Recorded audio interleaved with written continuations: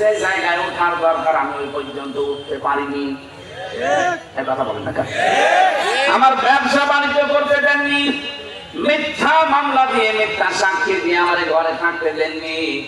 15টা বছর অনেকে এমনও আছে যারা গাছ চালায়, বাস চালায়, পানের বরজে, ধানের খেতে, ভুট্টা খেতে কাটিয়েছে। এত কষ্টের সাথে যারা জড়িত, আর আপনি এখন আস্তাগফিরুল্লাহ পড়বেন, আল্লাহ মাফ করে দেবে, ইয়ার কিনা?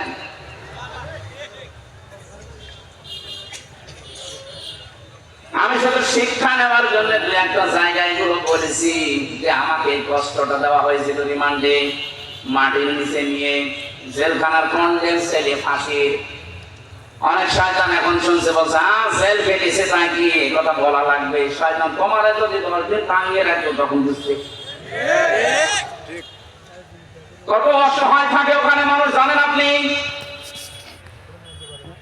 কি করেছেন ইসলামের জন্য, আপনার কি অবদান আছে বলেন তো দেখি। কেউ 8 বছর, কেউ 10 বছর, কেউ 14 বছর পড়ে আছে দুনিয়ায়, কেউ জানে না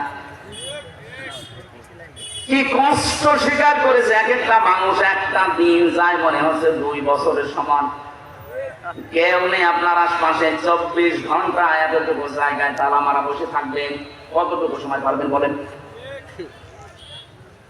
ফখরুল ভাইয়ের কথা শুনছিলাম, উনি আমার কন্ডেম ছিল, আমার ছেলে ছিল। হামজা তোমার সাথে কি করেছে আমি জানি না, আমার পায়ের ভেতর দিয়ে হাত দিয়েছে।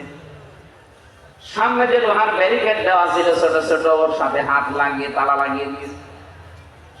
আরে ভাই 2-5 মিনিট পরে খুলে দে না, বছরের পর বছর 1.5-2 মিনিট সময় দিল টয়লেট করার জন্য।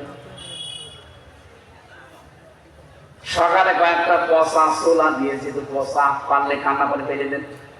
দুপুরে 1 মুঠ ভাত দিয়েছে, তা মনে হচ্ছে মাখিয়ে দিয়েছে। কয়দিন আপনি পারবেন, কয় সপ্তাহ পারবেন?